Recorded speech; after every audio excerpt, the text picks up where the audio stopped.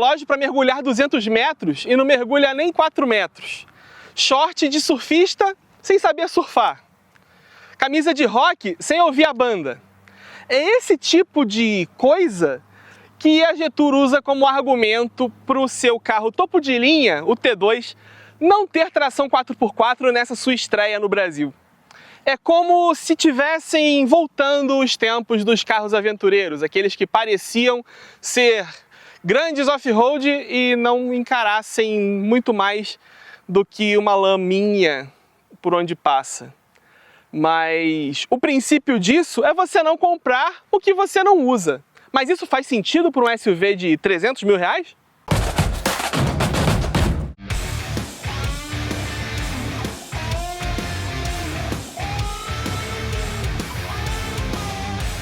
Se é para otimizar as coisas, então vamos rapidinho. Antes de seguir, não deixe de se inscrever aqui no canal da Quatro Rodas, de clicar no sininho para você ser notificado a cada novo vídeo e apontando seu celular para esse QR Code ou clicando no link aqui na descrição do vídeo, você pode assinar todo o conteúdo da Quatro Rodas e ainda receber a revista na sua casa todos os meses.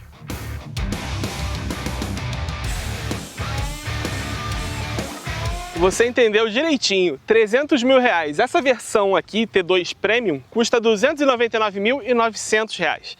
E o que ela tem de diferente na comparação com a versão de entrada, a Advance de 289.900, é basicamente a roda Aro 20, na outra é 19. A outra versão não tem a grade iluminada, nem sistema de som Sony, é um sistema de som um pouco mais simples, sem assinatura.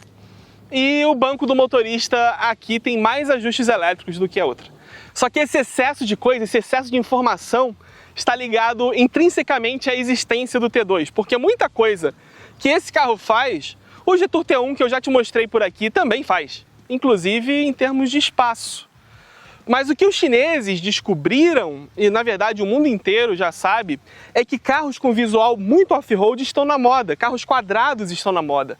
É só ver como o Jeep Renegade, Suzuki Jimny, a volta do Toyota FJ, esses carros mais abrutalhados estão em alta. E é justamente essa moda que a Jetour quer surfar nessa sua estreia no mercado brasileiro. Existe T2 4x4, virá ao Brasil no segundo semestre desse ano com ainda mais potência e mais equipamentos, mas a estreia é só com tração dianteira. E por incrível que pareça, uma das diferenças entre o T1 e o T2 é a presença de mais um motor elétrico dianteiro para deixar a percepção de força mais presente e mais controlável no fora de estrada. Acredite quem quiser. Se você voltar 10 anos no tempo, você vai ver na memória algumas estratégias que se via em Volkswagen CrossFox e Idea, Palio, Adventure, como as molduras nas caixas de roda bem volumosas, o para-choque bem saliente, mas tem umas estratégias aqui para trazer o lado off-road, como essas alças que seriam para levantar o capô. Num Wrangler, num Ford Bronco, só que nesse caso aqui o capô não sai e ele também não abre assim, ele abre para trás. Então é mero detalhe, mero elemento cosmético. Faróis quadrados com vários elementos de LED, inclusive são faróis matriciais, é uma coisa exclusiva desse aqui que o T1 não tem. A grade, como eu falei, iluminada, que tem uns quadradinhos que tentam também remeter aquela coisa da grade do Jeep, tão tradicionais, as fendas do Jeep. Isso aqui que também seria um protetor, né? Um lugar para ancorar um cabo, uma corda, só que aqui é fechado. Isso aqui é tudo de plástico. Ele brinca com as nossas memórias, com as nossas associações ao que é um carro verdadeiramente feito para off-road. Ele engana muita gente. Ninguém diz que isso daqui não é 4x4. Uma das grandes diferenças do T1 para o T2 é que esse carro tem um conjunto mecânico bem diferente. Aqui o motor 1.5 turbo com injeção direta, 135 cavalos e 20,4 kgfm, que é um motor de nova geração com um ciclo Miller, ele trabalha associado a um outro câmbio DHT com 3 marchas em vez de só uma e que tem ali também 2 motores para fazer toda uma interação ali e multiplicar essas marchas de modos quase infinitos, supera 10 marchas virtuais, digamos assim. E aí um motor tem 102 cavalos e 17,3 kgfm de torque e o outro motor tem 122 cavalos e 22,4 kgfm de torque. Eles juntos trabalhando conseguem entregar até 320 cavalos. Mas eu não quero, na verdade, que você considere que o torque máximo é a soma do torque desses motores, que seria 62,2. Porque isso é meio que matematicamente e fisicamente impossível. Cada motor tem seu regime de torque máximo desencontrado, então é possível que chegue a um torque bem grande, mas se entregasse 62 kg de torque nas rodas dianteiras de um carro com mais de 2 toneladas, o pneu não ia conseguir lidar com isso, então é fisicamente impossível. Tanto que a maioria dos fabricantes nem sequer divulga a soma dos motores, do torque, né, dos motores em carros híbridos plug-in, como é o caso. Mas, enfim, um motor elétrico está alinhado com um motor a combustão e o outro está atuando para aumentar o torque em situações específicas. E com isso, o argumento é de que esse carro tem mais precisão nas acelerações, inclusive quando ele está meio que simulando uma reduzida no off-road, mesmo sem ter o impulso nas rodas traseiras. Ele tem um motor a mais, mas esse motor a mais não está no eixo traseiro.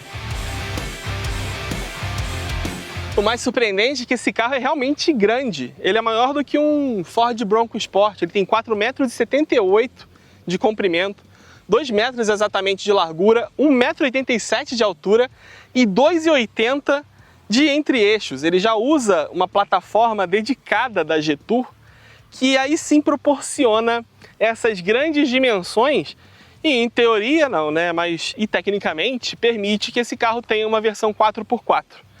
E existe, só não veio para o Brasil ainda e quando vier não vai ser provavelmente com um motor 1.5 turbo ali na frente, pode ser um 2.0 para aumentar justamente a potência lá para casa acima dos 500 cavalos. Possível, possível. Uma coisa interessante é que assim, ele tem um pé direito, ele tem um vão livre de 20 centímetros, ele suporta uma imersão de até 70 centímetros, é quase uma medida, na verdade é uma medida que supera muitas picapes, não chega aos 80 centímetros de uma Ranger, mas tem picape que não consegue esses 70 com segurança. E ele até avisa na central multimídia o nível da água, você consegue saber por onde você está passando. Mas com essa altura, você também consegue ver aqui embaixo a bateria com 26,7 kWh de capacidade. A Jetour diz que essa bateria ela é selada, tem padrão IP68 para lidar com água, né, para não se privar do acesso da água. E a autonomia elétrica que esse carro consegue é de 75 km no padrão do Inmetro, que é o padrão que nós consideramos no Brasil. É uma perda de 5 km na comparação com o T1, que só tem um motor elétrico consumindo energia. Mas a autonomia desse carro, que a Jetour fala, é de 1.100 km. E o segredo para isso não é exatamente o consumo de gasolina, mas sim o tanque de combustível com 70 litros. É um tanque bem grande. Recentemente, o pneu do Dolphin do longa duração rasgou comigo na estrada. E o que me salvou, e o que salvou a minha noite, na verdade, foi o fato de ter um step. E desde então, eu vi como que é importante ter um pneu sobressalente.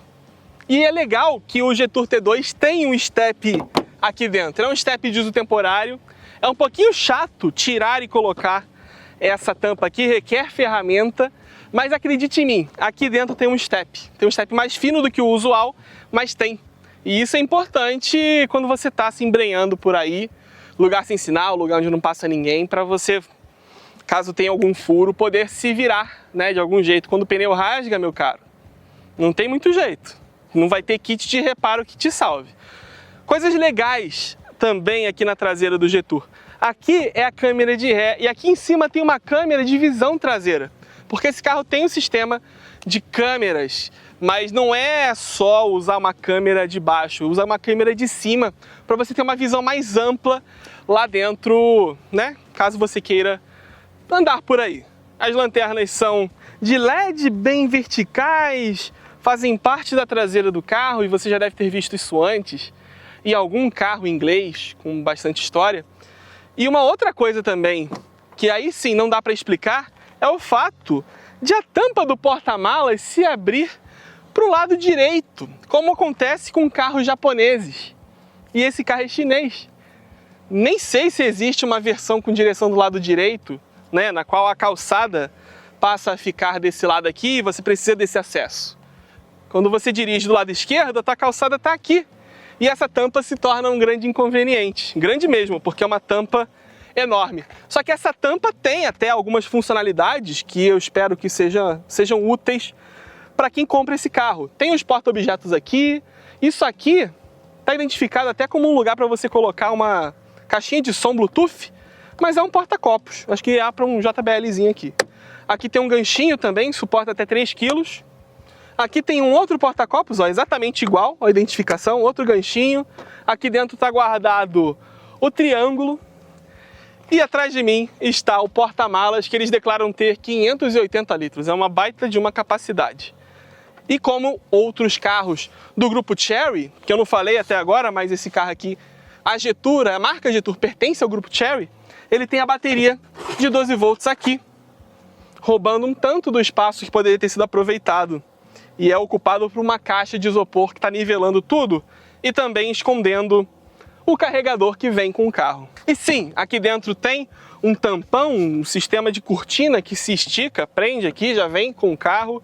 Tem alcinhas para você prender as coisas, também redinha, lugar para guardar, sei lá, garrafa na lateral do porta-malas, tomada 12 volts. E é isso. É um carro funcional. Até esses ganchinhos aqui, para evitar que a carga avance, por exemplo, você pode amarrar as coisas. Tem bastante funcionalidade, bastante informação, talvez para te distrair que isso aqui não é um carro 4x4.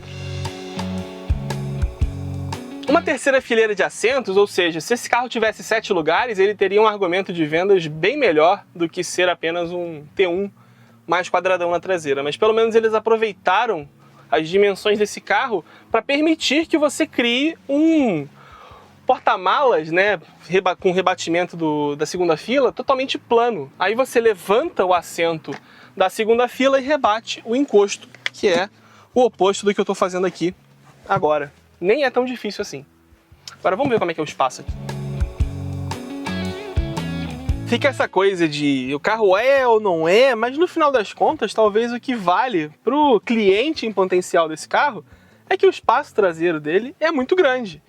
Para 2,80 de entre-eixos também era a obrigação desse carro, né? Não tem uma terceira fileira para empurrar essa segunda para frente. Então sobra muito espaço para a perna, sobra muito espaço para a cabeça, tem espaço para ombros demais, até porque essa é uma vantagem dessa plataforma aqui.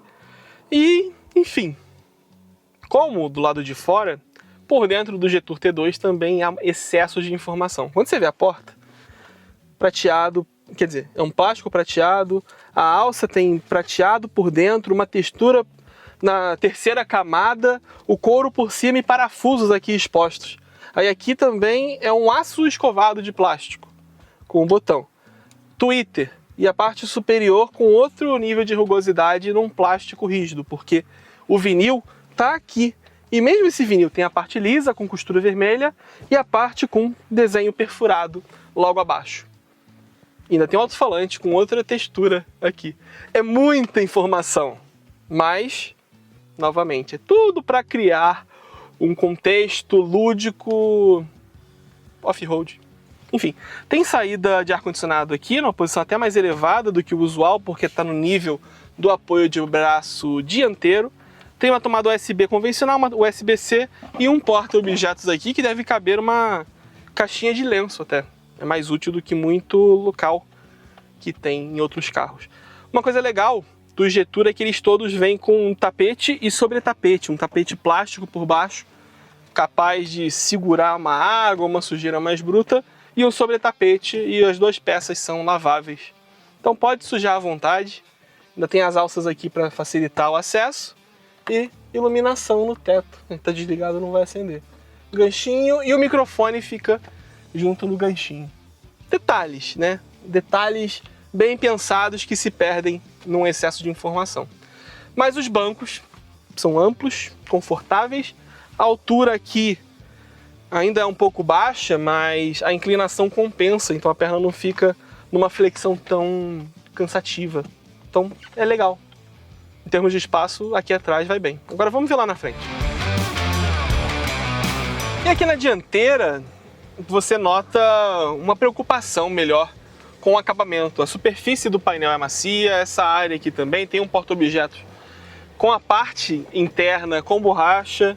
A porta dianteira também tem a parte superior macia, que é o que você espera num carro de 300 mil reais. O console central é mais elevado e tem essas alças para segurar, para o motorista segurar quando o carro está inclinado. E esse carro até tem uma capacidade maior de inclinação do que os outros Jetour. Mas, enfim, tem isso aqui. Tem o console e aqui tem mais botões. O botão de ligar o ar-condicionado, ligar o desembaçador, botão de ver as câmeras ao redor do carro e um botão de nada. Isso aqui não é um botão. Alguém tinha toque e colocou isso aqui para ter simetria no design do carro. E aqui ficam os seletores do modo de condução.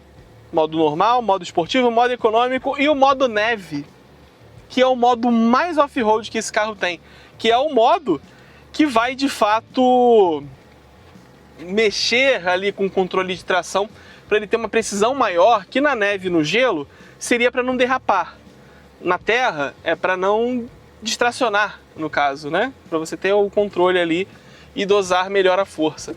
A versão Premium, diferente da versão Advance, tem uma iluminação ambiente que atravessa o carro todo, e aqui nessa frente, na direção do passageiro, tem uma iluminação que pode ser laranja e até imita um magma, mas na verdade estiliza um mapa e uma rota passando, brincando com o lado lúdico, né? Quadro de instrumento digital, painel bem vertical. Essa central multimídia de 15,6 polegadas é a mesma que se encontra no Omoda 7, por exemplo, irmão, né, da mesma família, mesma dona, tudo Cherry. E aqui você vê a interface que pode apresentar, tanto o radar de nível de água de que você está passando, tem uma bússola aqui, então ele indica, estilizando o carro, onde está o norte, para onde você está indo, né? Inclusive tem aqui o grau, um altímetro, a inclinação do ângulo da roda, tem umas configurações off-road, tem assistentes de descida, tem aqui também o nível de água. E aqui você tem sempre um controle para botar um modo elétrico ou usar o modo híbrido. Está me indicando 37% de carga na bateria e autonomia de 41 km por hora. Nesse momento que o motor está ligado e eu estou parado, ele está aqui carregando a bateria com o motor a gasolina. Uma função providencial num carro híbrido plug-in. Ele podia explorar, né, melhor tração e tal, mas enfim. Configurações, tem Android Auto, tem CarPlay sem fio. Tem aqui uma tela para acompanhar o sistema híbrido, fazer o ajuste também da regeneração. Ele precisa de um tempo para mudar cada modo. Você consegue reter ali o consumo, a carga da bateria, o estado de carga da bateria ao nível que você quiser, entre 70% e 20%. Aí eu consigo fazer o motor desligar, mas eu quero em 70% para manter a carga legal na hora de dirigir esse carro, para você ver como anda esse SUV de 320 cavalos, híbrido plug-in. Talvez esse seja o momento. Vamos lá?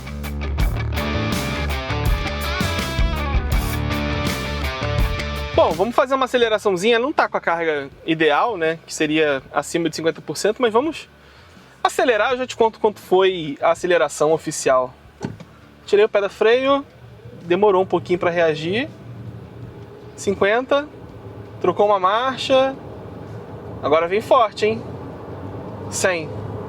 9,7 segundos. Quando chega em 115, ele troca mais uma marcha e o motor elétrico vai entrando e 150. Aí você já começa a ouvir um barulho de vento que vem da carroceria quadradona. Aí vem aquela questão, né? O que é melhor? Você ter uma carroceria mais aerodinâmica com tração na traseira, né? Um motor elétrico traseiro ou um cardan atravessando, ou ter uma parede em termos de design prejudicando a aerodinâmica do seu carro, mas ter apenas a tração dianteira com menos peso. Essa carroceria inclina, hein? Olha, pendula de todo jeito. Olha isso. Nesse aspecto, tem uma pegada de carro com chassi de longarina. E isso daqui é um carro monobloco. Mas tem, claro, dinamicamente, resposta de um carro com suspensão independente nas 4 rodas, que é o caso aqui. Multilink na traseira, McPherson dianteira, duplo A na dianteira. E, enfim, em termos de aceleração, vai bem.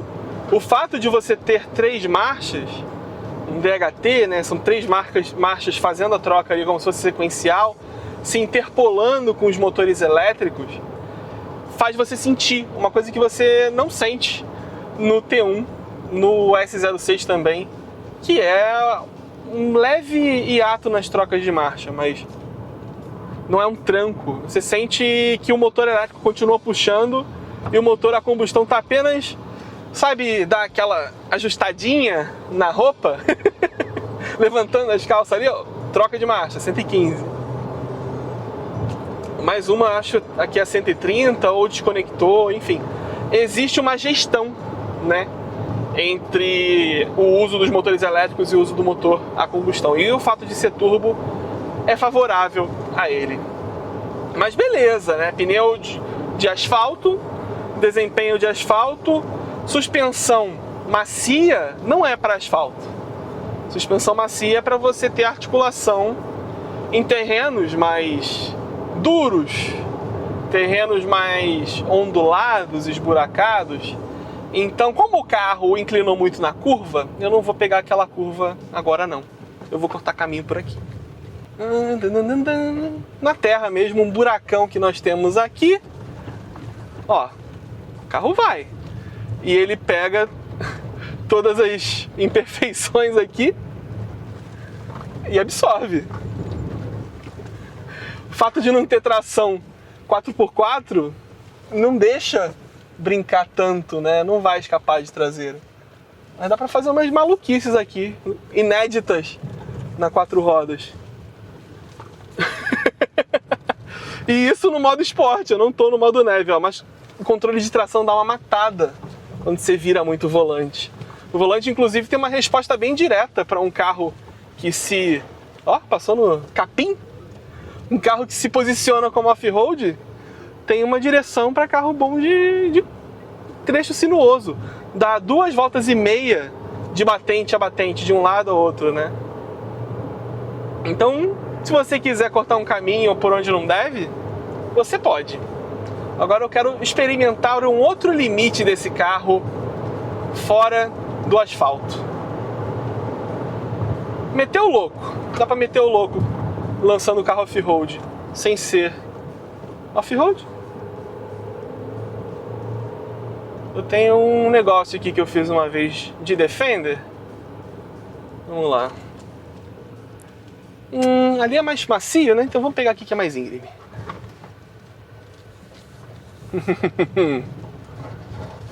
Tem uma área bem inclinada ali.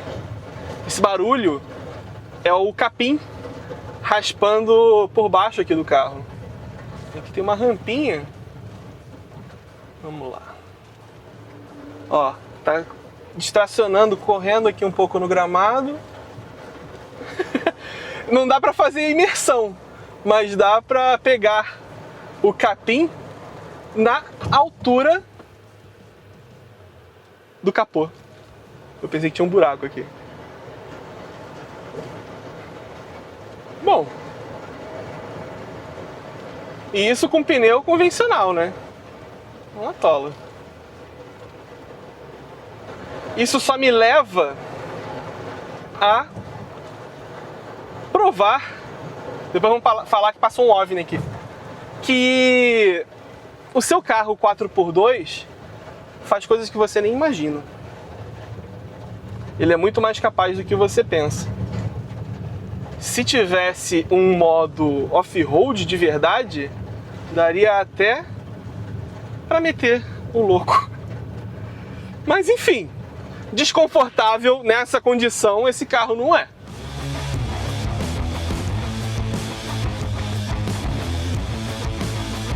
Eu respeito essa abordagem da marca de falar: ah, você não precisa pagar por um sistema que você não usa, transportar o peso daquela tração que, se estiver funcionando sem você precisar, só vai aumentar o consumo.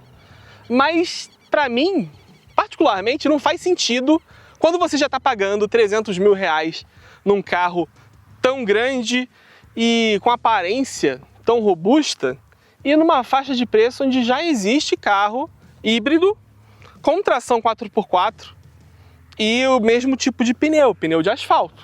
Caso de BYD Song Premium, os Haval H6, seja o PHEV 34 ou o GT, que tem tração nas 4 rodas, não tem vocação off-road, mas se você precisa de mais força, eles entregam, porque eles já beiram ali, no caso dos Haval, beiram os 400 cavalos. Então isso aqui é um carro design.